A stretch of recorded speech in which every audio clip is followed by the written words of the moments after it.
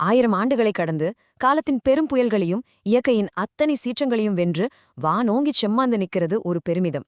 இல்ல, இது வெறும் கற்களாலான கட்டிடம் அல்ல. இது ஒரு மாபெரும் சாம்ராஜ்யத்தின் கனவு. தமிழர்களின் ஆன்மா. தஞ்சை பெருவுடையார் கோவில்.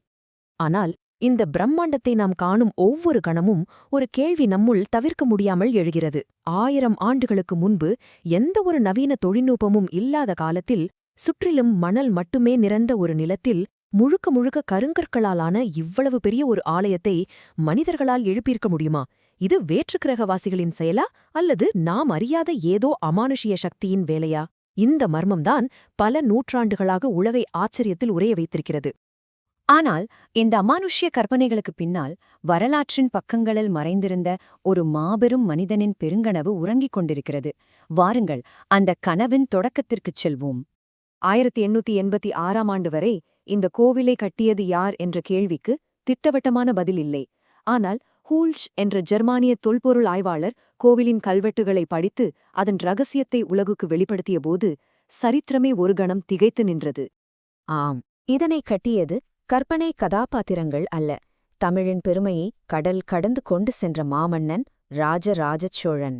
இலங்கையில் அவர் கண்ட பிரம்மாண்டமான புத்தர் சிலைகளால் உந்தப்பட்டு தன் கடவுளான சிவபெருமானுக்கு இதுவரை யாரும் கண்டிராத ஒரு விண்ணளந்த கோவிலை அமைக்க வேண்டும் என்று அவர் கண்ட கனவின் வெளிப்பாடுதான் இது.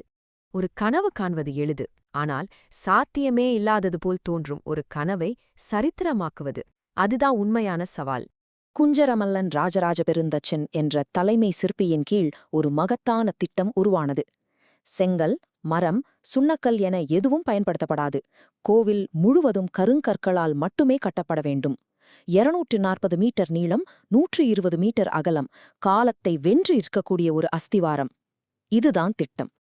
இந்த கனவை நனவாக்க தேவைப்பட்டது 1,30,000 டன் கருங்கற்கள். இந்த எண்ணின் கணத்தை ஒரு முறை கற்பனை செய்து பாருங்கள். தஞ்சையைச் சுற்றி எங்குமே பாறைகள் இல்லை. இந்த லட்சக்கணக்கான டன் கற்களும் 80 கிலோமீட்டர் தொலைவிலுள்ள புதுக்கோட்டை மலைகளிலிருந்து கொண்டு வரப்பட்டன. சாலைகள் இல்லாத, நவீன வாகனங்கள் இல்லாத ஒரு காலத்தில் இது எப்படி சாத்தியமானது? எல்லாவற்றிற்கும் மேலாக கோவிலின் கோபுர உச்சியில் ஒரே ஒரு கல்லால் ஆன விமானம் நிறுவப்பட்டது. அதன் எடை மட்டும் 80 டன்கள். நவீன வெடிமருந்துகள் இல்லாத காலத்தில் அவ்வளவு பெரிய பாறைகளை எப்படி வெட்டி எடுத்தார்கள்? இங்கேயும் தமிழர்களின் அறிவு நுட்பம் நம்மை வியக்க வைக்கிறது. பாறையின் மீது ஒரே நேர்கோட்டில் துளையிட்டு அதில் மரக்கட்டைகளை சிறுகி அதன் மீது நீரை ஊற்றுவார்கள். நீரில் ஊறிய மரக்கட்டைகள் விரிவடையும் போது அந்த அழுத்தத்தில் பாறை நேராக பிளக்கும். எவ்வளவு பொறுமை, எவ்வளவு துல்லியம்!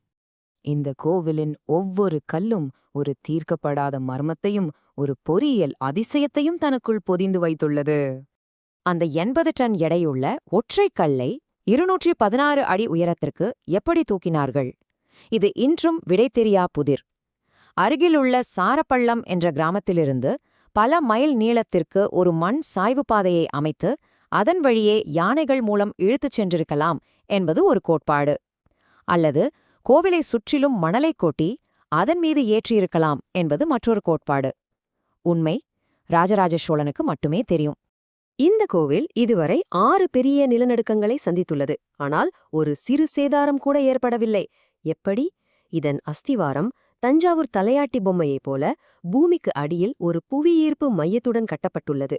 நிலநடுக்கம் வரும்போது கட்டிடம் இடிந்து விழாமல் லேசாக அசைந்து கொடுத்து தன்னைத்தானே நிலைநிறுத்திக் கொள்ளும். இதுதான் டைனாமிக் ஆர்க்கிடெக்சர் எனப்படும் கட்டிடக்கலையின் உச்சம்.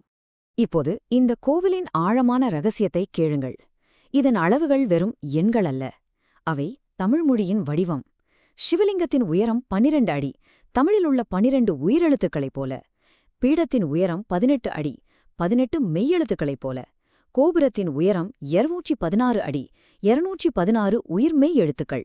சிவலிங்கத்திற்கும் நந்திக்கும் உள்ள தூரம் 247 அடி, தமிழ்மொழியின் மொத்த எழுத்துக்கள் 247. ராஜராஜ சோழன் தன் தாய்மொழியின் மீது கொண்ட காதலை ஒரு கற்காவியமாக வடித்திருக்கிறான். இந்த கோவில் ஒரு கட்டிடக்கலை அதிசயம் மட்டுமல்ல, அது காலத்தால் அழியாத ஒரு மரபின் சின்னம். கிபி 1003 தொடங்கி இந்த மாபெரும் பணி சோழ சாம்ராஜ்யம் முழுவதிலிருந்து வந்த எண்ணற்ற தொழிலாளர்கள், சிற்பிகள், கலைஞர்களின் உழைப்பால், யானைகளின் பலத்தால் கிபி 1010 வெறும் 7 ஆண்டுகளில் நிறைவடைந்தது. ஒரு மன்னன் தான் கட்டிய ஒரு படைப்புக்கு தன் பெயரை மட்டும் பொறிப்பதுதான் வழக்கம். ஆனா ராஜராஜன் அந்த கோவிலுக்காக உழைத்த ஒவ்வொரு சிற்பி, நடனக் கலைஞர், தச்சர் மற்றும் நன்கொடை அளித்த ஒவ்வொருவரின் பெயரையும் கல்வெட்டில் பொறித்தான். இது அவனது தலைமை பண்புக்கும் பெருந்தன்மைக்கும் ஒரு அழியா சாட்சி.